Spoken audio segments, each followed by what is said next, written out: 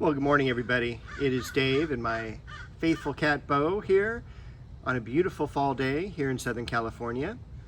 We're going to look at temperatures today of about 65 degrees. It is partially overcast. We had a threat of rain, but that's been pushed off. So we're going to go ahead and walk out to the garden with Bo as soon as she stretches there. Everything is looking like fall, and I'm so happy that the temperatures have finally dropped. We'll take a quick look around at things, and then I'll show you what I've done during this past week. The daylilies, again, look at how much they're leafing out and growing. These just got put in about a month ago from starts from White Flower Farm. I don't see any galanthus growing up, but I do have paper whites from last year that are re-emerging from the ground. The zinnias, they've just about had it. You can start to see it really in their foliage dying back. They're gonna be replaced with pansies, and that'll be done probably in the next week or two. The hose is out because it's dry. We were supposed to have rain today, and I timed it so I didn't have to water, but the rain got pushed off. Luckily, we'll have a nice weekend, but we definitely need the rain. Over here, there's a few less plants that need to be planted. That's because I put some in the ground. And then over here, take a look at this. We're gonna move this out in the next few days. This is the Hemananthus, which is kind of like the blood lily, same family as we saw just a couple months ago. But this is the standard one, it's the pure white one, and it's really, really awesome. So you can see we've got at least 5 flower stalks ready to go there.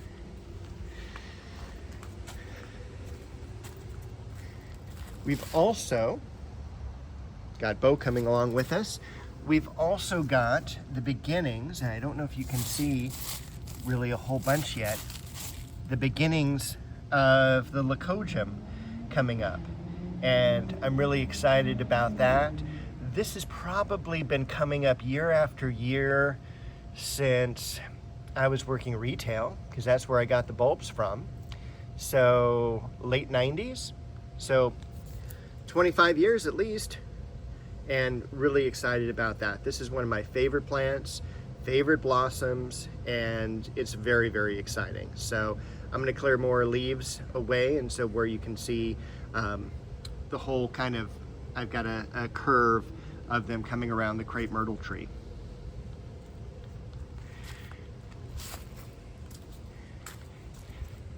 Not a whole lot to talk about over here. One last daylily bloom there. Definitely a different color than what we see in the summer.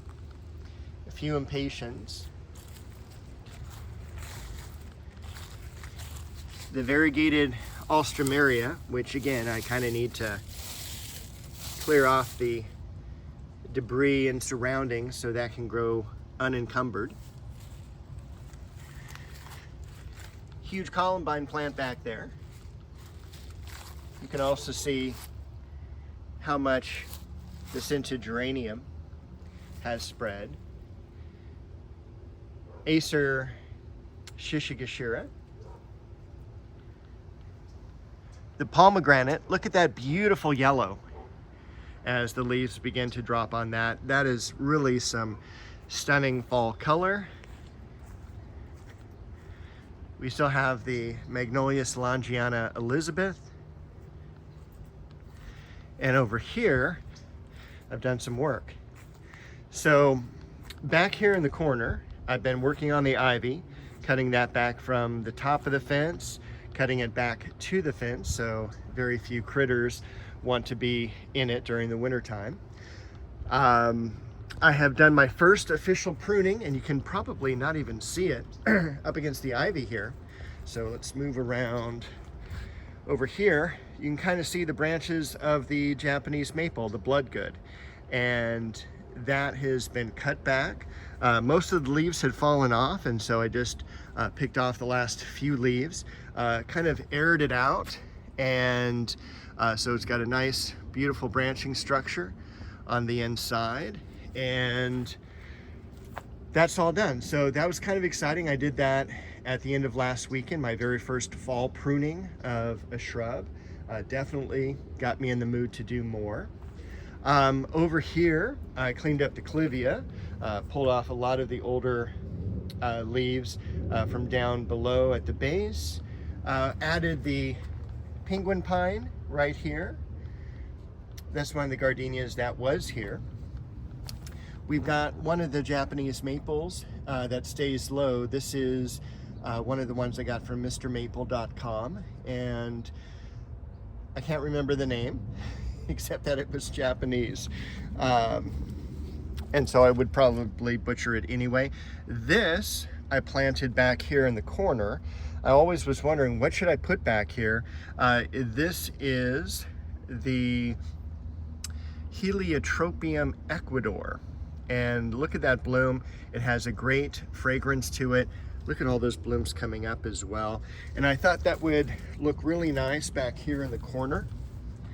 And I thought it would also kind of wrap around the stems of the false Aurelia here. So I think that's going to be a good mix.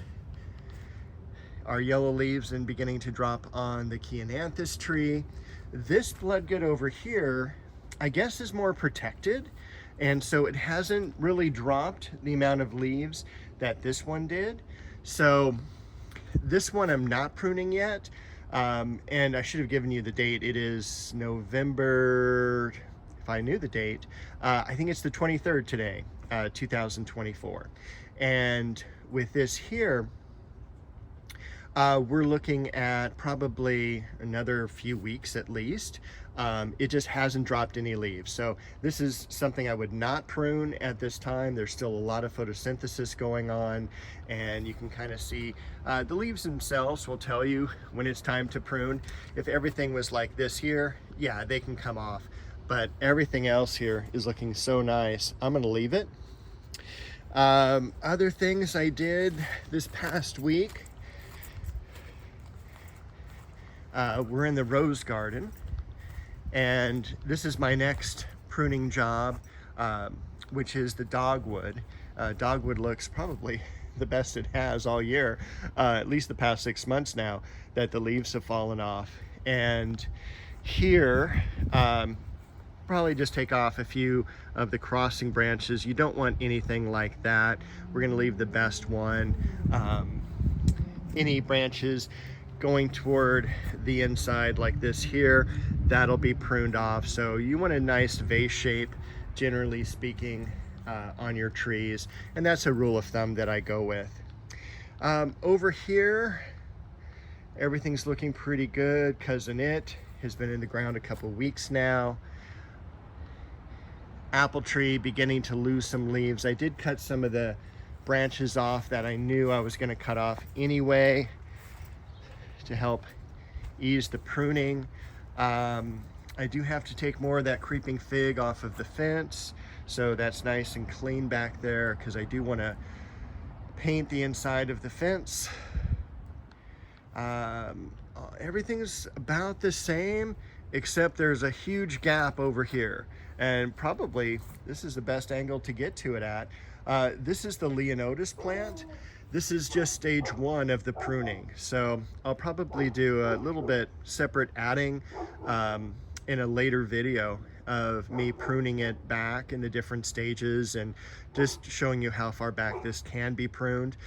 Generally anything, you know, above 1.5 feet, I'm not going to save anyway, so I just went ahead and just gave it a general bowl haircut, if you will, and that itself filled up about maybe 1/3 of the barrel to half of the barrel. It was pretty amazing how much material was there. It also, you know, kind of opened up this area here so we can really look at what's going on. The tree, of course, here, this is a multi-grafted plum tree. You can see the termite holes there. That's not good, unfortunately. And so that tree is coming out. I already took out, you know, part of the branches, but I'm going to pull the rest of the tree out this weekend, and then I'm going to go ahead and replace it. Haven't decided yet. Probably going to go down to Upland Nursery tomorrow. They have the best tree selection, and I'm going to put something, also moving it. Now, this is my issue right now, because this is right across from the entranceway, which is great, but the way that the curve is, and adding the fact that we've got this big macadamia tree here, that is making me want to move this more asymmetrical, kind of where this duet rose is here.